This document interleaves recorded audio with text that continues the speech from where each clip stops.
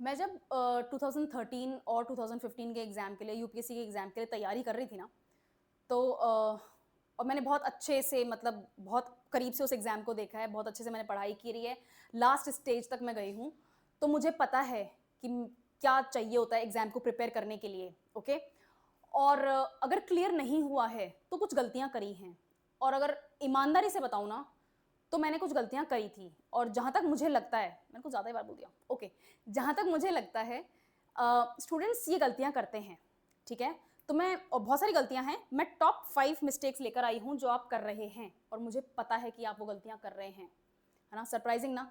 ये top 5 mistakes आप definitely कर रहे हैं और इनका नुकसान आपको भुगतना पड़ सकता है। तो अभी अपन देखते हैं कि इन गलतियों को आपको कैसे नहीं करना है। फर्स्ट, सबसे पहले जब आप किताब ला रहे हैं, सिलेबस देख रहे हैं, पढ़ रहे हैं, पढ़ना शुरू कर रहे हैं, आप पहले ही दिन पहली ही बार उस टॉपिक से फेस टू फेस हुए हैं और आपने डीप लर्निंग स्टार्ट कर दी। That is one of the biggest mistakes you can make. आपका ब्रेन हार्ड वर्क करने के लिए बना ही नहीं। मैं आपको नहीं बोल रही, ह्यूमन ब्रेन आलसी होता है, हमें आराम पसंद होता है, हमारा शरीर भी आराम पसंद होता है, हमारा दिमाग भी आराम पसंद होता है। हमें हमारे ब्रेन को ट्रिक करना पड़ता है कि ये बहुत आसान है, अपन को सिर्फ सरसरी नजर घुमानी है, सिर्फ देखना है ऊपर से कि क्या चल रहा है। तू परेशान मत हो, सब ठीक है, मैं सिर्फ देख रही हूँ कि क्या हो रहा है, क्या लिखा हुआ है बुक में, कैसे कैसे पढ़ाई करते हैं, ये वो, बस सब कुछ। That's it. आपका ब्रेन ट्रिक हो जाएगा, आराम फील करेगा, रेस्टफुल फील करेगा, स्ट्रेस्ड फील नहीं करेगा। तो जब आप पहली बार कोई किताब खोल रहे हैं, पहली बार सब्जेक्ट खोल रहे हैं, तो उस सब्जेक्ट के टॉपिक्स को बस ऊपर से रीड करो आराम से, उसको कॉन्सेंट्रेशन से मत देखो, लेकिन उसको समझो कि क्या हो रहा है, मेरे सामने क्या टॉपिक आ रहा है, क्यों लिखा हुआ है, इसके क्या क्या पॉइंट्स लिखे हुए हैं, कितना लंबा टॉपिक है, क्या क्या डेफिनेशंस हैं, टाइप्स हैं, बस ऊपर ऊपर से एक बार नोट करो। राइट। जब आप सेकेंड टाइम पढ़ेंगे ना, तो वही ट्रिक्ड ब्रेन आपको ये बोल देगा, अरे ये तो अपना पढ़ा हुआ है, चल रिवाइज करते हैं। और वो रिवीजन वाला प्रोसेस एक्चुअली आपकी डीप लर्निंग होगी, तब आपकी लॉन्ग टर्म मेमोरी बनेगी टॉपिक को लेके। आपने अपने ही ब्रेन को ट्रिक किया है। ब्रेन को ये लगता है कि ये तो मेरा पढ़ा हुआ है, चलो अपन इसको रिवाइज करते हैं। और रिवीजन के दौरान जब आप कोई जाने पहचाने शब्दों से रूबरू होते हैं ना, तो वो आपको डोपामिन शूट देता है, वो आपको मोटिवेशन देता है कि मुझे ये काम ऑलरेडी आता है, मुझे ये डेफिनेशन ऑलरेडी आती है, मुझे ये क्लासिफिकेशन ऑलरेडी आता है, मैंने इसको पढ़ा है, मैं इसको जानता हूँ या जानती हूँ। तब आपकी डीप लर्निंग जो होनी चाहिए ना, वो आपको बेनिफिट देगी। फर्स्ट टाइम डीप लर्निंग नहीं करनी है, टाइम भी वेस्ट होता है, थकावट भी फील होती है, स्ट्रेस्ड भी फील करोगे, वेस्टफुल है। सेकेंड मिस्टेक जो आप कर रहे हैं, जो मैं जानती हूं कि आप कर रहे हैं, आप कोई रिवीजन नहीं कर रहे, ना आप अपने पढ़ाई करे हुए पॉइंट्स को टेस्ट कर रहे हैं। रिवीजन कैसे करते हैं? जब आप उसकी डीप लर्निंग कर रहे हैं, फर्स्ट लर्निंग करी आपने, फर्स्ट टाइम रीडिंग करी, आपको नोट्स नहीं बनाने, आपको सिर्फ किताबें देखनी है, कोई पॉइंट्स कहीं कुछ लिखने का मन किया तो कर लिया, पोस्ट इट्स लगाओ, हाईलाइट करो, दैट्स इट। ठीक है? और हाईलाइट भी ऐसे नहीं कि मतलब बुक है ना ग्रीन कलर की हो गई है पूरी, नहीं, ऐसे नहीं करना है। आपने रीड कर लिया, राइट। जब आप डीप लर्निंग कर रहे हैं, स्टेज 2 पे हैं, तब आपको बनाने हैं नोट्स। ठीक है? तब आपको बनाने हैं शॉर्ट नोट्स। नंबर 3 स्टेज पे आप इन शॉर्ट नोट्स को रिवाइज करेंगे और नंबर 4 स्टेज पे आप इन रिवाइज करे हुए शॉर्ट नोट्स में को टेस्ट करेंगे।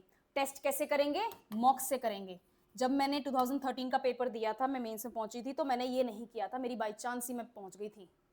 मॉक्स बहुत जरूरी हैं। मॉक क्वेश्चंस आपको उस टॉपिक को डील करना सिखा देगा, चाहे प्रीवियस ईयर क्वेश्चंस देखो जो ऑलरेडी आ चुके हैं, या आप मॉक्स, मार्केट में बहुत मॉक्स अवेलेबल है, यहाँ कोचिंग पे भी अवेलेबल हैं। हजार हजार 2-2 हजार क्वेश्चन होते हैं। मैंने 2015 में सॉल्व करे थे, मैंने 8,000 क्वेश्चन सॉल्व करे थे सारे सब्जेक्ट्स को मिला के। ठीक है? एक मॉक पेपर में 100 क्वेश्चन आते हैं। मैंने कितने पेपर्स लिए थे? मैंने लिए 100 पेपर्स थे, मैंने 80 सॉल्व किए थे, मुझे आज भी याद है वो।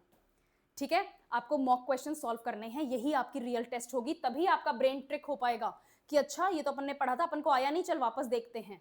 और फिर ब्रेन आपको मोटिवेट करेगा उस टॉपिक को वापस पढ़ने में, वरना थकावट हो जाएगी, पढ़ाई नहीं होगी। Third thing, multitasking.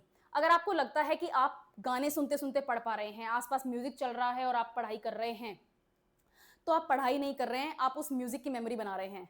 चाहे आप इंडियन क्लासिकल सुनो, चाहे आप डेथ मेटल सुनो, एमिनेम के वो क्या कहते हैं रैप सॉन्ग सुनो, कुछ भी सुनो, जब आप कुछ पढ़ रहे हैं तो मेमोरी सिर्फ उस पढ़ाई की होनी चाहिए। जब आप उस पढ़ी हुई चीज को दोबारा कभी फेस टू फेस आते हैं उस टॉपिक से और आपको याद आता है, अरे मैं उस टाइम ये गाना सुन रहा था, मुझे ये टॉपिक आता है। जी नहीं, आपको वो गाना याद आया है और आपका ब्रेन आपको ट्रिक कर जाता है कि अपना पढ़ा हुआ है, छोड़ आगे चलते हैं।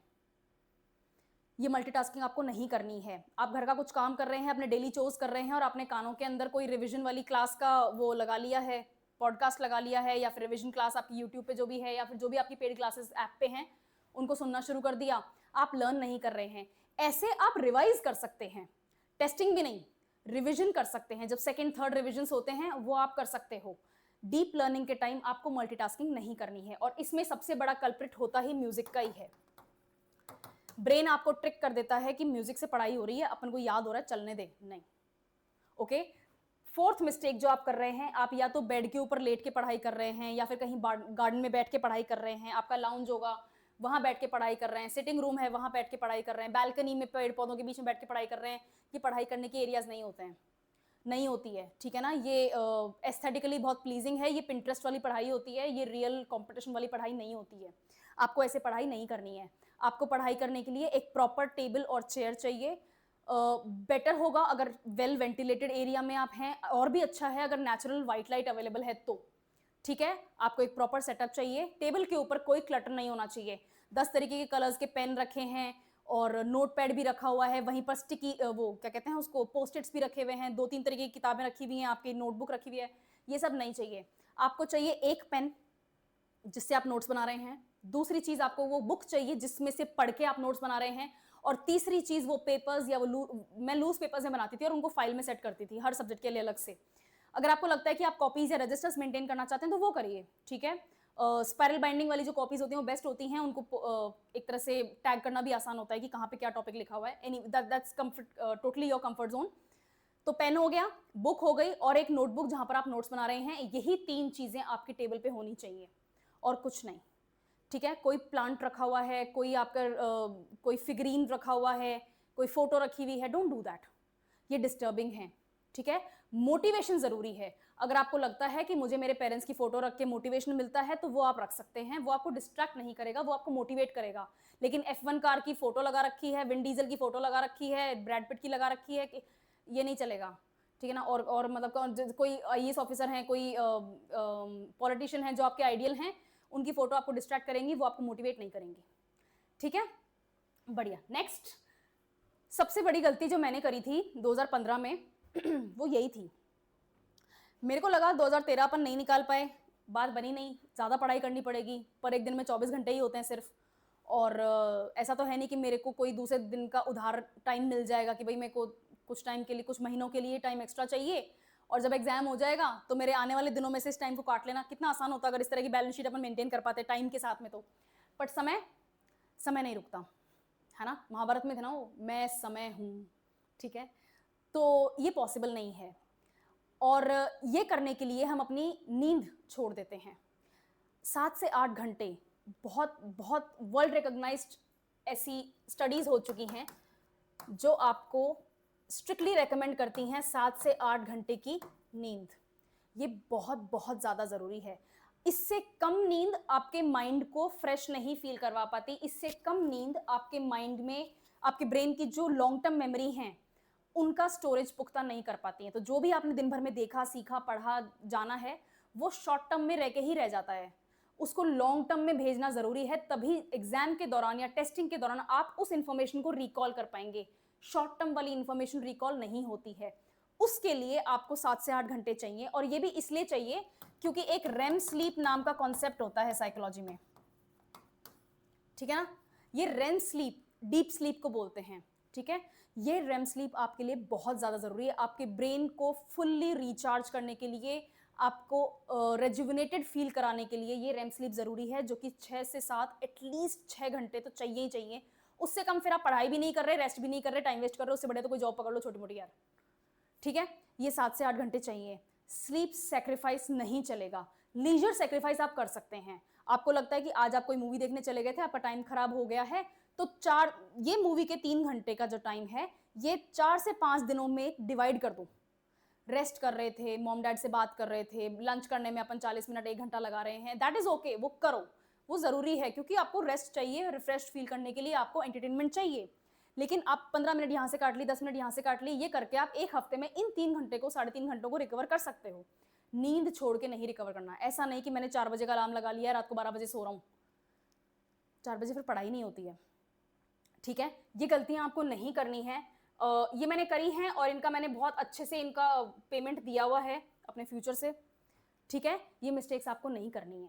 मल्टीटास्किंग नहीं करनी है, आपको स्लीप सैक्रिफाइस नहीं करनी है, पहली ही बार में डीप लर्निंग नहीं करनी है, अच्छे नोट्स बनाने हैं जिनसे आप रिवाइज़ कर पाएँ और अपने आप को टेस्ट कर पाएँ और म्यूज़िक सुनते हुए या फिर गॉसिप करते हुए या फिर कोई डेली चोर्स करते हुए आपको पढ़ाई नहीं करनी है, पढ़ाई करते वक़्त पढ़ाई करनी है, ठीक है?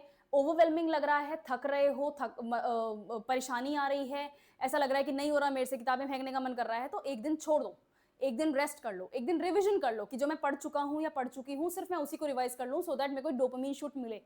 मोटिवेशन मिलना बहुत ज़रूरी है ना? लेकिन मोटिवेशन टेम्परेरी होता है, डिसिप्लिन परमानेंट होता है, आपको डिसिप्लिन ज़्यादा ज़रूरी है और इन सब कामों से डिसिप्लिन आएगा, ये गलतियाँ ना करने से बेटर फ़ील करोगे, ओके?